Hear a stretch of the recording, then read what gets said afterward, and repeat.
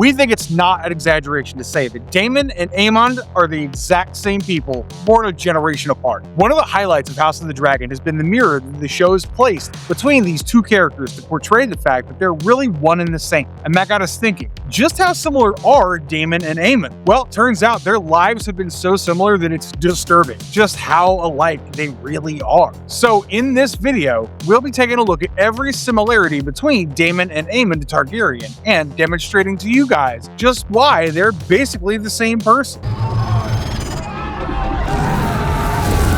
They're both second sons. The first and most obvious similarity between Daemon and Aemond is the fact that they're both second sons. Daemon, in fact, is the second son of a second son. His father, Prince Balon the Brave, was the second male child of King Jaehaerys the Conciliator, and Daemon was the son of Balon and his sister wife, Alyssa Targaryen. Aemond is the second son of King Viserys I, and whether this was an intentional decision by Martin or not, it continues the trend we've just established, because he was born to Viserys' second wife, Alicent. Both of them spent a significant time being just close to the throne, but never close enough. Daemon was his brother Viserys' heir for the longest time, and before Aegon's sons were born, Aemond was Aegon's heir. We'll go deeper into these two guys' dynamics with their brothers in a few minutes, so stay with us until the end. But being second sons doesn't just make Daemon and Aemond similar in court standing. It also sets the trajectory of their lives, because in Westeros, a second son must make their own way in the world or perish into insignificance.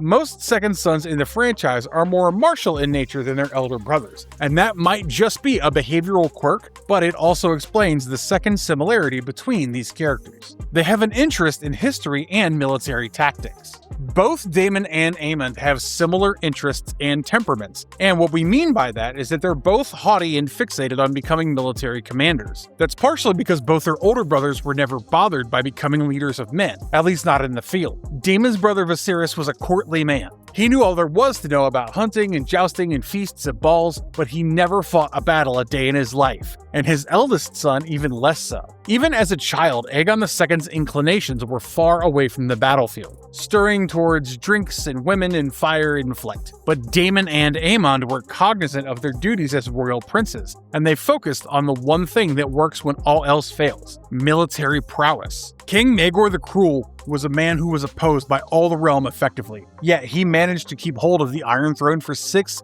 years after usurping his nephew, because he was an amazing battle commander. Yes, he also had Valyrian the Black Dread as his ultimate deterrent, but the fact is that Maegor's supporters were quite outnumbered by his enemies, and he used Valyrian more strategically than you'd think a king like him would. We're not saying Maegor was an inspiration to Daemon and Aemond, but it certainly appears as though they took important lessons from his lifetime, because both of them became prominent military leaders in their own rights. The only advantage Daemon had over Aemond is the fact that before the Dance of the Dragons, he'd actually fought in a war, and that being the war he started with Corlys Velaryon in the Stepstones. But the TV show has specifically highlighted Daemon and Aemond's fondness for the histories and laws and engagement tactics for a reason. Daemon and Aemond think the same exact way when faced with an enemy, which is why they both come to the conclusion that the Riverlands are the key to the dance. It's the central territory of the Seven Kingdoms, sitting right in the middle of every kingdom except the Stormlands and Dorne. It's even connected to the Reach a little bit, which is where the bulk of the Green supporters are, which is definitely something both men factored into their assessment. And for much of the dance, Daemon and Aemond were the figureheads for their factions' armies.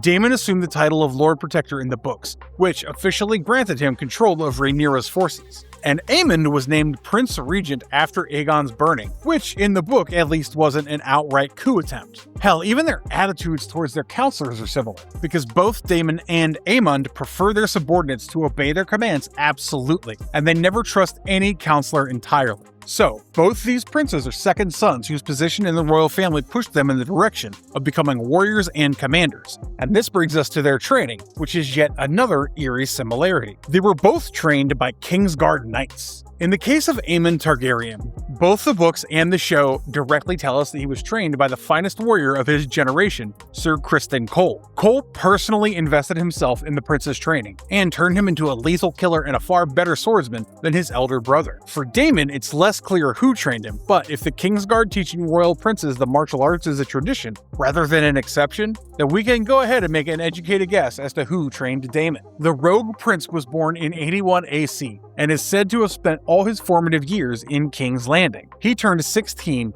in 97 AC, which is also the year when he was knighted and his niece Rhaenyra was born. It's said that he was so good at swordplay that King Jaehaerys himself bestowed House Targaryen's second ancestral sword upon Daemon, and we'll get to that in a few moments. And the year after Daemon's 16th name day, the greatest joust in Westeros history was fought by two members of his grandfather's Kingsguard, both legendary knights in their own right. Now, Jaehaerys' master-at-arms was a man called Elias Scales, who was already in his 20s or 30s, possibly even his 40s when he trained the king. He definitely wouldn't have lived long enough to teach Prince Daemon how to fight personally, which means that Daemon was either trained by a new master-at-arms at King's Landing, or he was trained by the Kingsguard itself. And if that's true, Daemon could have probably been taught his skills at war by Sir Ryam Redwyne himself, one of a handful of Kingsguard Lord Commanders remembered as folk legends more than real people who once existed. If that's true, then both Daemon and Aemond were trained by Lord Commanders. But even if Daemon was trained by someone like Giles Morgan or Clarence Crabb, he still got his martial education from a white sword most likely. And that's what's important here. Both Daemon and Aemond developed into fearless men who would rather die than surrender or use diplomacy to end a military engagement. But if you're gonna live and die by the sword, you better have a nice sword. Turns out that's not a problem for these guys in particular. They have House Targaryen's two swords. Daemon and Aemond are the current wielders of House Targaryen's famous Valyrian steel swords, Dark Sister and Black Fire. The latter's more interesting than the former because in the books, we're never told that Aemond wields Blackfire at any point in time. To be fair, the books also don't have him using Aegon's escape as a sign that he's abdicated and taking the throne for himself, which is also the main reason he's got the sword in the first place. Daemon earned Dark Sister through merit. He was given the sword by Jaehaerys, presumably because he distinguished himself in tourneys and other martial events. The only other person to receive Dark Sister in similar fashion at this point in time is Maegor the Cruel, so in a way, Daemon's possession of his Valyrian blade feels more legitimate than Aemond just taking Blackfire from an incapacitated Aegon. But the fact that they both wield these blades only goes to enhance their status as the best swordsmen of their respective factions. Daemon is the only true warrior on Team Black apart from the rapidly aging Corlys Velaryon. And though Aegon was also trained at swordplay by Kristen Cole in the show, he can't hold a candle to Aemond anymore. These rival princes being given their houses' prized dragon-forged blades is symbolic of the kind of infighting that was frequent between the dragon lords of Old Valyria. And it's said that the sounds of the clashing of two Valyrian steel blades sounds less a clangor and more like a scream. It symbolizes Daemon and Aemond's authority as the only figures that can actually affect change by being out there among the men and literally fighting the war. And that's not all. They have the most battle-hardened dragons. What Aemond lacks in terms of personal battle experience when compared to Daemon is more than made up for by his dragon's battle experience. Vhagar is the oldest dragon in the world, and she's fought in every major conflict since the beginning of Aegon's conquest. She's killed hundreds of thousands of men in battle, burned castles and holdfasts, reduced fleets to cinder and fields to ash. Dragons are willful creatures, we know, and we're glad the show emphasized this point through Vhagar, which we'll discuss in some length later on. But if that's true, then Vhagar must also be the one dragon for whom military deployment is basically a muscle memory. And so Aemond's lack of actual war experience is supplemented by Vhagar's. In Daemon's case, Caraxes was the Black's only experienced war dragon for the longest time, because unlike the show's version of events, Meleys is never recorded as having been flown to battle before the dance. It's only after Vermithor and Silverwing are recruited to the Black cause by the Red Sowing that the Blacks get dragons that have experienced more battles than Caraxes. But to be honest with you guys, that's not entirely true. Vermithor saw a lot of action, that's true. He was King Jaehaerys' dragon after all. Jaehaerys flew him to war at least twice in his lifetime, and Vermithor was key to securing his succession after Maegor the Cruel's death. Silverwing was Queen Alysanne's dragon, and Alysanne never flew to war, so her mount doesn't have much of a body count. But Vermithor was kept on ice ever since Jaehaerys died, and even before the Old King's death, Caraxes had started fighting in every major conflict that involved House Targaryen.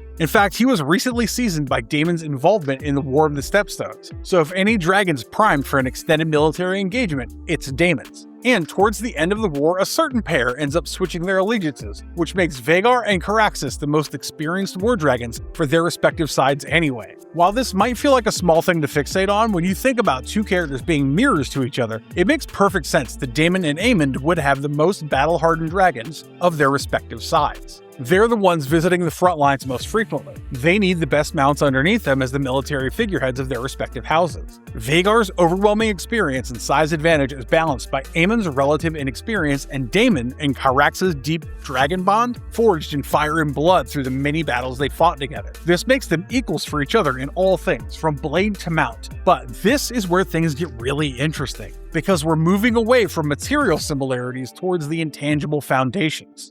They both have complicated relationships with their mothers. It's clear from the show that there's something deeper when it comes to what drives Daemon and Aemond's similarities. As it turns out, it's mommy issues that run so deep that if Freud existed in this universe, the Oedipus complex would be called the Targaryen complex. Both men on some levels are sexually attracted to their mothers, and that's probably because they were both massive mama's boys when they were younger. Not in the sense that their mothers spoiled them rotten, but in the sense that they both craved their mother's approval so much that it was twisted into something a lot more unsettling. Daemon and Aemond's main demand from their mothers is essentially the same thing, acknowledging them as the true heirs to their legacy and worthy kings. Daemon never comes out and says it. We learn about his mommy issues through his Harrenhal visions, where we see him eagerly making love to an unknown Targaryen woman who's revealed to be his mother when she says Daemon is her favorite son. Alyssa tells him that she regrets the fact that Daemon wasn't born first, because, unlike Viserys, he has all the qualities of a true king. Now, because this is a fever dream, we can't be sure if she felt the same way when she was alive. But because all this unfolds within Daemon's unconscious mind, we know how he feels about his mom and his place in the line of succession. At the time that mother-son incest scene played out in front of our eyes, we were disturbed, but not disgusted, because at least we had the cover of it all being a dream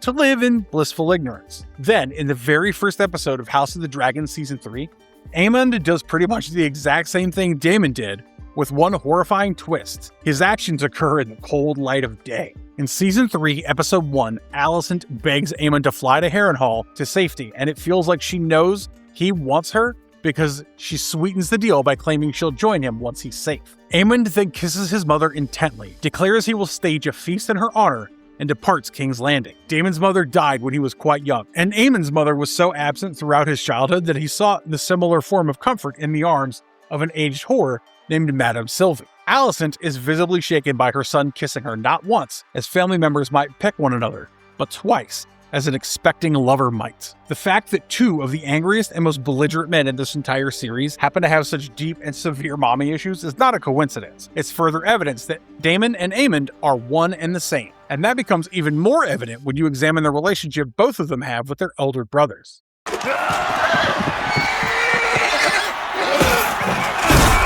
They have even more complicated relationships with their brothers. It's safe to say that both Daemon and Aemond have issues with their brothers. In fact, both of them feel like they're more suited to becoming king, so they resent their brothers internally whilst maintaining an external air of loyalty. The big difference between them is the fact that Daemon's dislike for Viserys isn't as all-consuming as Aemon's hatred of Aegon is, because at the end of the day, Daemon truly loved his brother and wanted what was best for him. In fact, their younger years seem to have been spent closely with one another, as Viserys regales courtiers with stories of their exploits in the show when Daemon returns from the Stepstone. In the case of Aegon and Aemond, a similar attempt was made in their youths, but Aemond didn't take too kindly to his brother's jests. And unlike Daemon, he actually did get the perfect opportunity to kill Aegon and make it look like an accident. Him burning Aegon with Vhagar during the Battle of Rook's Rest felt like a mistake in the books, but it was a deliberate choice in the show. Aemond told Criston Cole shortly before Aegon was crowned that he himself was more suited for the throne, and in that moment he seized his chance to prove the truth of those words. Aemond actually did what Daemon probably wanted to do to Viserys all his life, but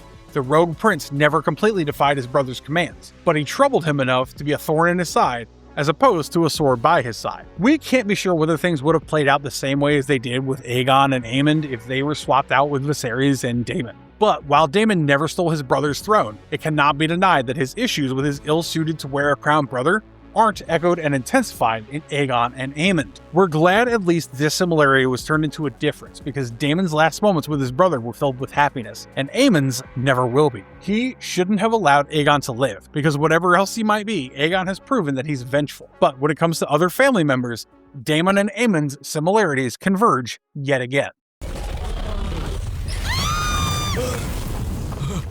They've killed each other's family members. The show might have given Aemond a technical out by showing us that Vhagar disobeyed him when she killed Luca and Arax, but that out is only technical, and right now, Aemond is wearing that kill like a cloak. In the books, it's presented as a deliberate choice, as is the death of Aegon's eldest son, Jaehaerys Targaryen. Fire and Blood makes it perfectly clear that Daemon used Mysaria as a go-between to send blood and cheese into Helena's bedchamber and exact revenge by taking a son for a son. The show yet again creates some ambiguity here because Daemon originally commands Blood and Cheese to kill Aemond. It's implied that only when they ask if they can't find Aemond that Daemon says a son for a son, and leaves it at that. Blood and Cheese then decided to kill Jaehaerys when they can't find Aemond, but in the books, things are very different. In Fire and Blood, their target was always one of Aegon's sons, and they actually bind and gag Alicent while making Helaena choose whether she wants to sacrifice Jaehaerys or her other son Maelor, who's been deleted from the show. Even these technical outs mirror the similarities between Daemon and Aemond, because in the books,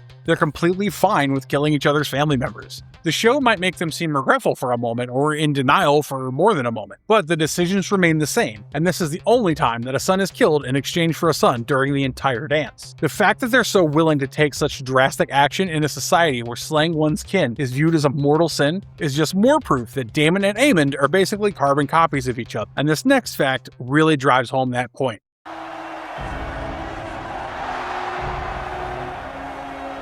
Their vision forms are basically each other. In Season 2, one of Daemon's visions is about Aemond One-Eye. He wakes up from his weirdwood bed after hearing noise outside his door and someone shaking it violently. He grabs his sword, opens the door, and goes into the hallways, only to see someone dressed exactly like Aemond, eye patch and all, turning a corner towards a stairwell. But right before he leaves, he turns, and we see it's actually Daemon who's dressed like Aemond. In case you were wondering if they were basically the same guy born a generation apart, this is a hard confirmation, because prophetic depictions of a person matter a lot. In A Song of Ice and Fire, prophecy has led many people astray because their symbols and imagery can be extremely hard to interpret. For example, in Dunk and Eggs Season 1, Prince Daeron the Drunk saw a vision of Dunk standing over the body of a giant dragon. And that vision came true because Prince Baelor Breakspear died in Dunk's arms. In the books, Arya Stark hears about a vision from the ghost of Highheart, which says that Balon Greyjoy falls from a bridge that sways where a drowned crow perches. Later, we learn that Euron Greyjoy used the Faceless Man to assassinate Balon and claim the Seastone chair and the Driftwood crown. Prophecy symbols can either be as clear as the latter or as confusing as the former.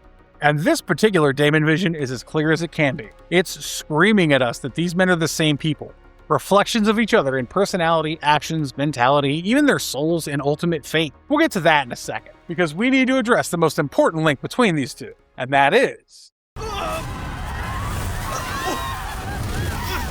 they were both helped by Alys Rivers.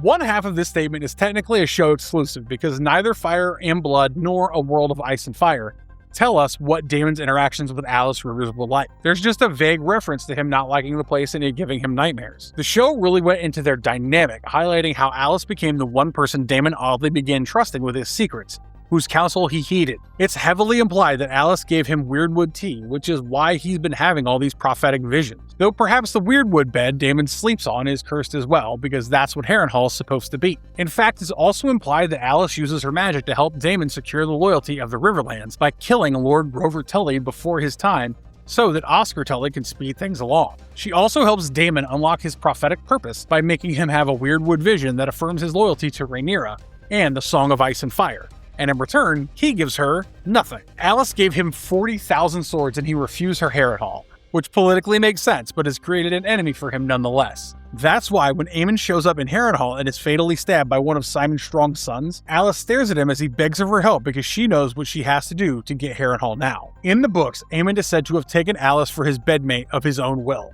But in the show, it's clearly going to be influenced, shall we say. The fact that the future Witch Queen interacts with both men and assists them by saving their lives in different ways, Daemon's mentally and Aemond's literally, is yet another example of just how unsettlingly similar the lives of this uncle and nephew duo have been. And now that we've brought up Harrenhal,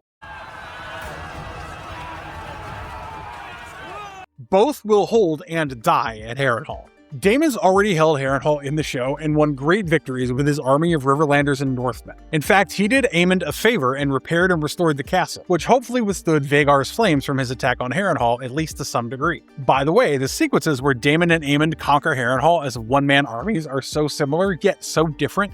you can't help but notice it. Like Daemon, Aemond attacks Harrenhal with only Vhagar as his backup, but Daemon attacks at night when the castle's guard would be low, whereas Aemond attacks in broad daylight, showcasing the rashness of youth. That aside, Aemond is now the occupying force in Harrenhal, and it will stay that way for a while before he makes a strategic call, shall we say. But while his occupancy of the castle might be shorter than Daemon's, its purpose in his life is exactly the same. Harrenhal is where both of these men will die. It's practically the first warning Alys Rivers gave Daemon when she meets him in Season 2. And when Helaena and Aemond talk at the end of the season after she somehow hijacked Daemon's Weirdwood vision, she tells him that he's swallowed up by the God's Eye and never seen again. The God's Eye is the lake upon whose shores Harrenhal is built, so it doesn't take a genius to figure out what that means. Even though they were born nearly 3 decades apart, Daemon Targaryen and Aemond Targaryen were one and the same in practically all things. Even their ultimate fate is exactly the same: dying fighting each other to death above Black Warren's folly. Dying fighting each other to the death above Black Heron's folly. We know this is cool and all when it comes to fantasy and literature, but tell us this wouldn't be creepy if this happened to someone you knew in real life. And while you're at it, also let us know what you think about Daemon and Aemond's similarities down in the comments below. Like, share, and subscribe to our channel for more dragon content this summer. And don't forget to ring that notification bell so that you get notified when we post more videos. And we'll see you guys real soon with yet another video. Until then, stay safe, have a great day, and as always, stay marvelous.